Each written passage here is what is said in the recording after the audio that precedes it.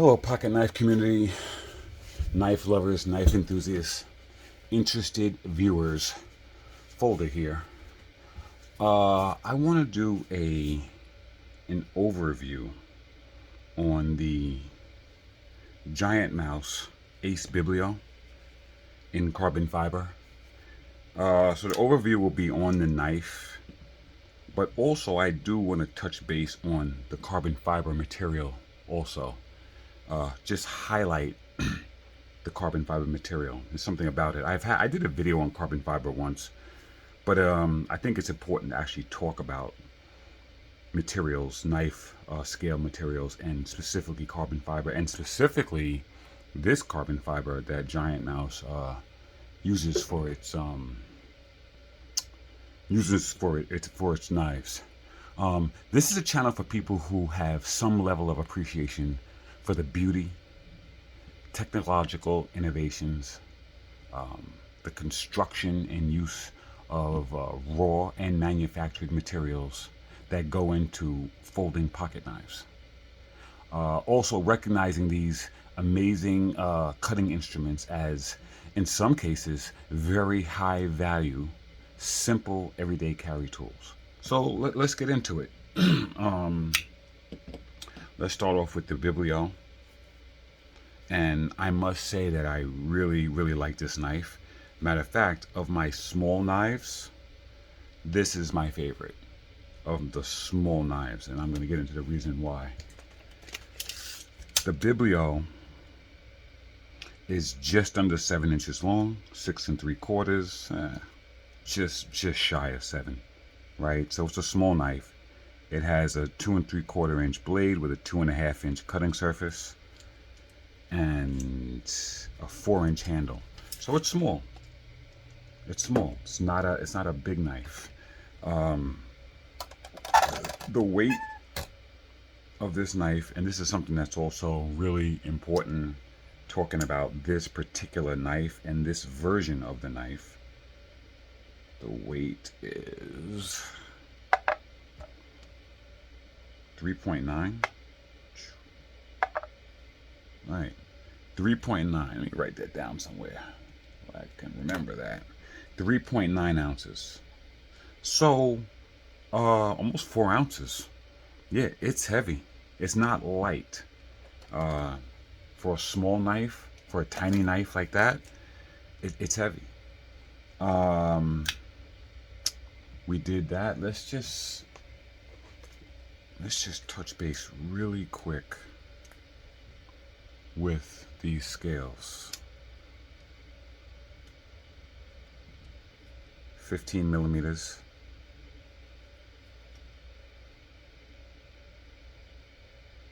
14.9.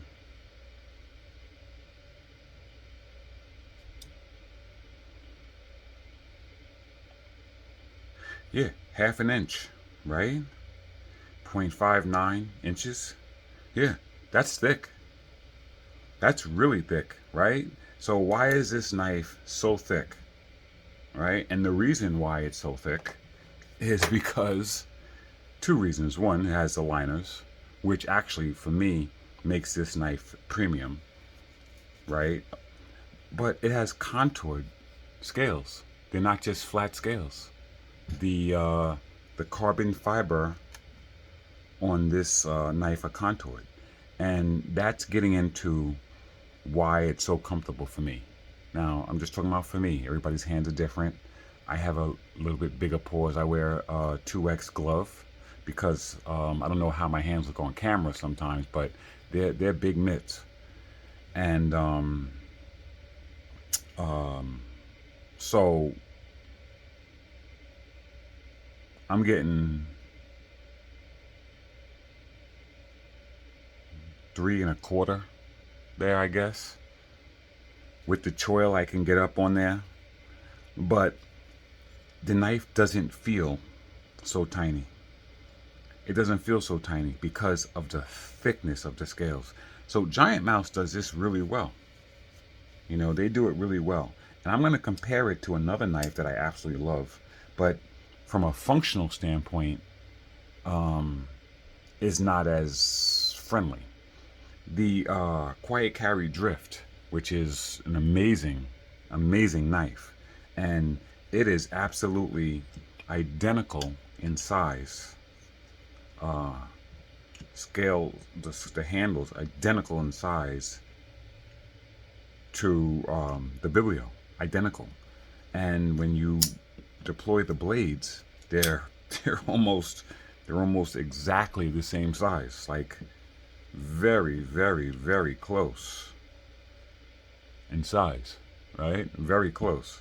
Uh, but this knife is very difficult for me to manipulate. I love it because I appreciate other parts of the knife that I love. But for me, holding this knife in my hand and getting to that thumb stud, I feel like I'm clenching my fingers. Like it's just something that's very uncomfortable to do. And I recognize that this is a thin slicer, so that's what that is.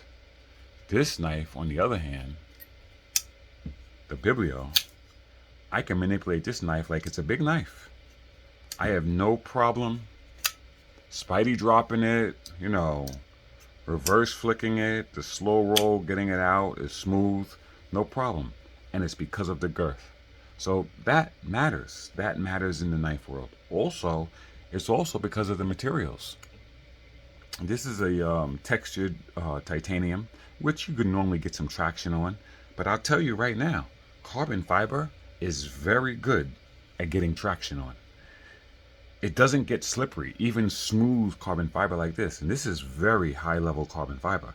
It's very smooth and it's patterned. It's actually beautiful. So that right there alone is really something that and to me puts carbon fiber in a very high under the metals, right? When you talk about value. Now, I've heard the term when some people say carbon fiber is almost played out. I've actually heard that said. And that is true, but then again, it's not true. It's true in the sense that looking at carbon fiber as something being extremely high premium and really at the top end, yes, under that auspice, it's definitely something that is played out, right? But if you put carbon fiber where it's supposed to be, then it's not even close. Carbon fiber of the non-metals, right, of the non-metals used in folding knives is basically at the top of the food chain. In my opinion, there's only two other non-metals that I would put on same parity with carbon fiber, and they're not even as strong as carbon fiber. But from a value standpoint, you could put it there. One would be packer wood, so it's wood, and I'm not even saying all wood because wood is excellent scale material, but in order for it to be extremely durable, extremely strong, it has to be treated with something, of course. But it's just not as durable and strong as carbon fiber. But packerwood is. Packerwood is definitely amazing, and it's all different woods used with this. It could be oak, it could be birch, it could be a lot of different woods. But the key with packerwood is that it's infused with a synthetic resin under high pressure and heat, laminate, to make it extremely strong. And that's what this material is. The transitions on this knife are incredible, by the way. But anyway, yeah, so that you can put that on parity with carbon fiber at the top, at the elite. When you're talking about value, you're talking about monetary value, charging, what it would charge, what it would cost. And the other material I would say is Kieranite.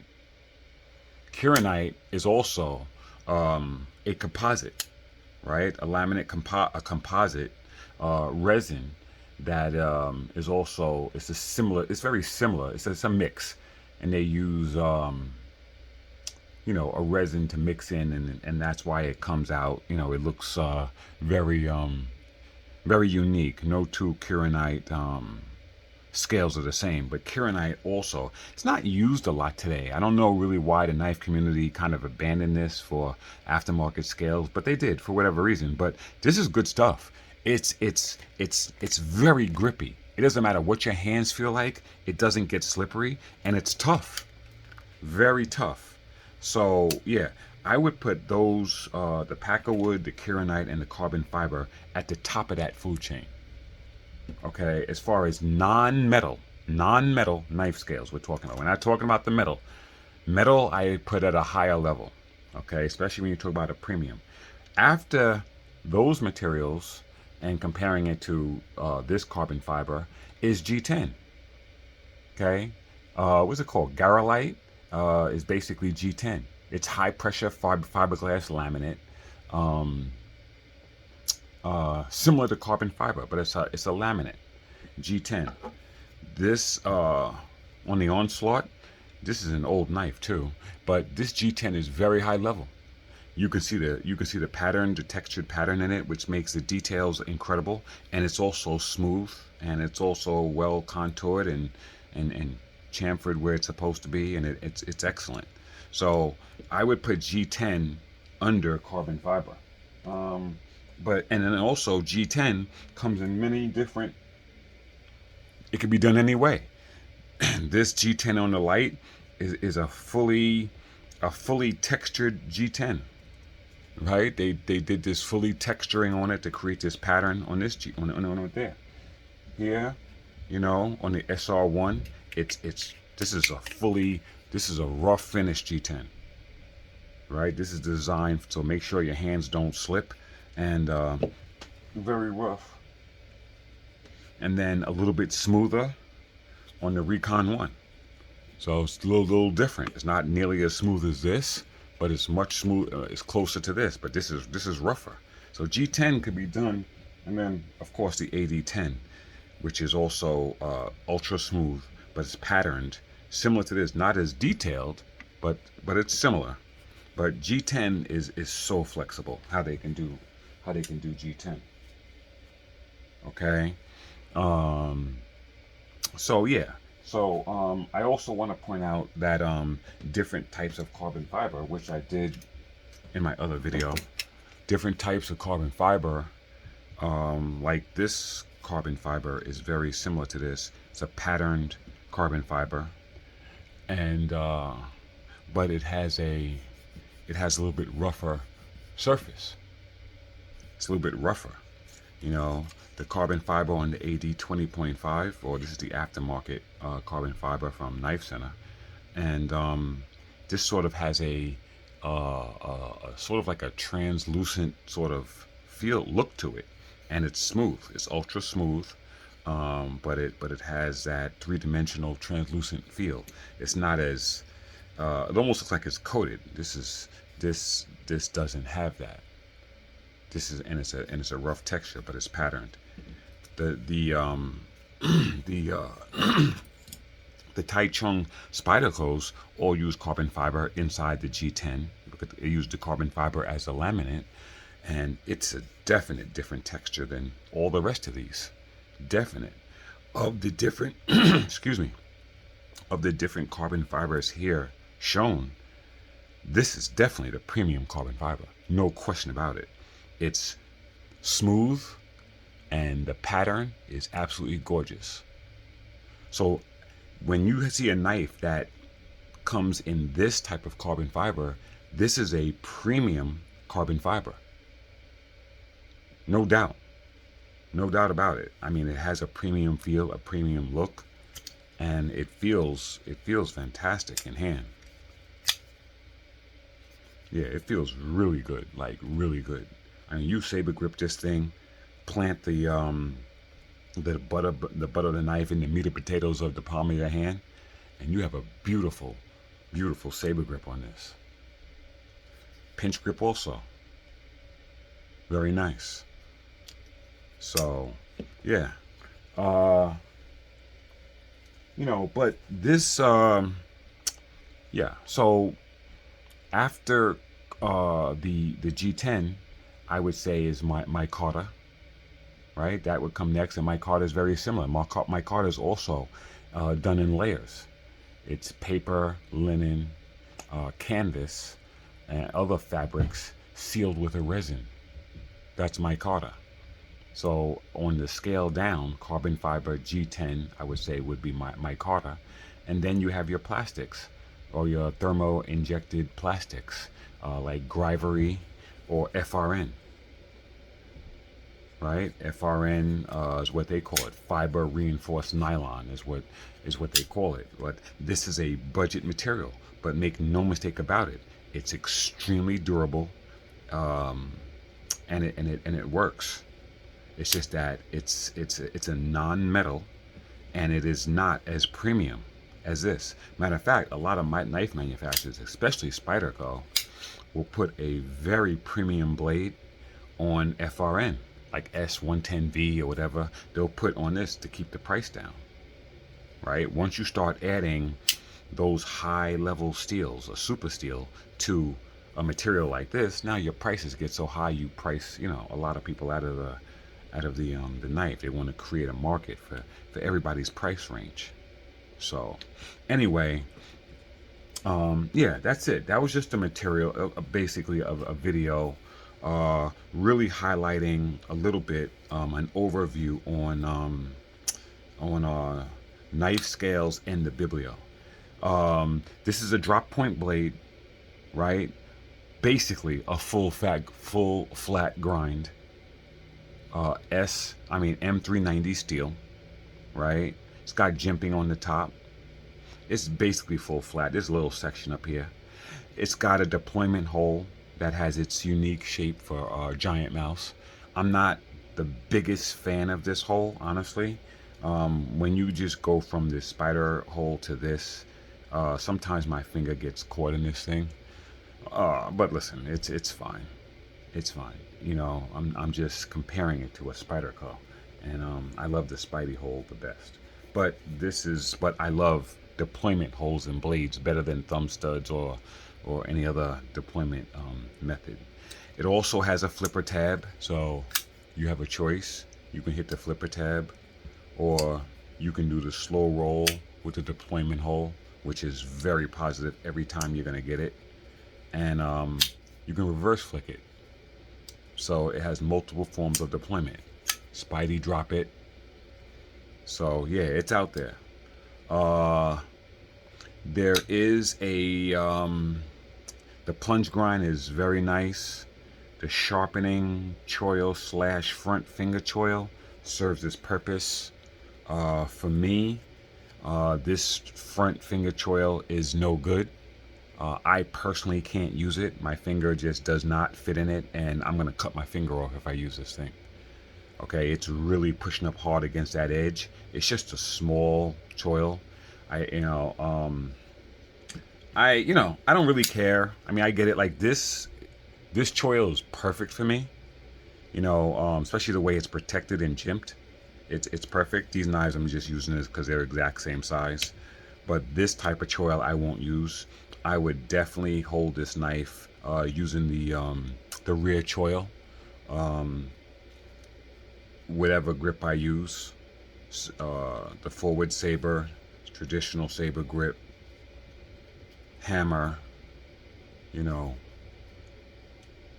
So yeah, at any rate, and it's fine. I mean, this is where it is in my hand. So it doesn't, when I use this rear choil, I got a lot of space. Like I said, I have big hands, so I got a lot of space. But if you change the geometry, if you try to just wrap around here, that's what you get.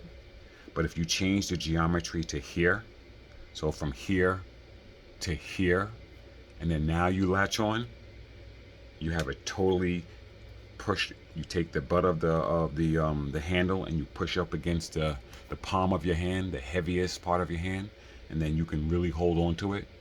So for tasks, you really got it, puncturing or even cutting from this position. Yeah. So the like we said, like I said, I don't know where we from, but like I said, the scales are smooth, beautifully patterned carbon fiber. It's fully lined. It has the liners are exposed metal liners, and they are not skeletonized at all. Hence the 3.9 ounces. They're not skeletonized. It has a flow-through design with 4 standoffs. 2 of the standoffs have access on outside of the carbon fiber. The other 2 do not. The other 2 standoffs do not have access outside. So once the scale comes off, then you can access them. They're beautiful, actually. Those the barrel standoffs on this look very nice on this knife. It has a pocket wire clip, the Giant Mouse wire clip that they use for all their knives, pretty much. Well, not all of them, but I guess the same. You know, the ones I've used, yeah. And it's very good. Yeah, it's very good. It's excellent, actually. You know, very competent. Does its job. Not too overbearing. You can slide it in and out of your pants because of the fact that the carbon fiber is so smooth, and there's enough upward tab here to make it easy to get it down in your pants, and then it definitely holds on. You got T8s, T8 hardware with the main scales and T6s on the back. The scales are extremely contoured. Extremely. I mean, look at the butt end of this thing. Look at how contoured it is, and how you got the high in the middle, and then it channels downward on the ends. Very, very contoured. Very you got a big crown here. Matter of fact, when you line this thing up, you know, with other knives, looking at the thickness of it, it's absolutely insane. You know, look at this scale. The thickness of this comes up to the height of the pocket clip on the Quiet Carry. Yeah, it's literally half the thickness when you look at it. It's a very thick, beefy knife. Don't make no mistake about it. The Biblio is a small knife. It's on the smaller side. It's sub 7 inches, but it's so thick and stout that it makes up for it dramatically. This is by far my favorite carry small knife. Like, nothing even comes close. I love the beefy thickness of this knife. I really, really do. The handle is absolutely outstanding. What else? There is a lanyard hole. It's a small one though, very tiny, and it goes through it goes right through the standoff. Matter of fact, that's why that standoff is thicker than the others. That particular standoff has a much thicker standoff. Also, the D10 on this, yeah, nice. Yeah, pulls right there, and yeah, has some nice resistance on the top end. Yeah, once you break free, this thing is not going to be drop shutty. The blade just doesn't have enough weight for that. I left the stock bearings in here. I have skiffs that I can put in here. I haven't done it yet. I'm going to use the knife for a while before I decide if I'm going to put the skiffs I have in here. So we'll see. Access to the lock bar is outstanding. Unlike the Grand that had very bad access, this knife has very good access. So you can take this thing, slide right in from that show scale, hit that access bar, and close it with no problem. Unlike with the Grand, when you tried to do that, you couldn't. You have to just kind of turn the knife upside down and push on it, and so it does. This is definitely better. I love the way the Grand looks without this cutout for that. I mean, I know they did it for an aesthetic reason, aesthetics, but yeah. Anyway, all right. So yeah, that's it. I think I covered pretty much everything. It's a pretty good overview of that. I'm going to use this knife for EDC. That's what I'm going to use this for. This is strictly an EDC knife, and that's what that's the purpose of this knife for me, is EDC. Just minor, very minor tasks. I love the satin finish on the blade too, also, by the way. So, yeah, really like the carbon fiber they use. Very high level, their carbon fiber. Very high. I mean, just really nice. So, all right, that's all I got.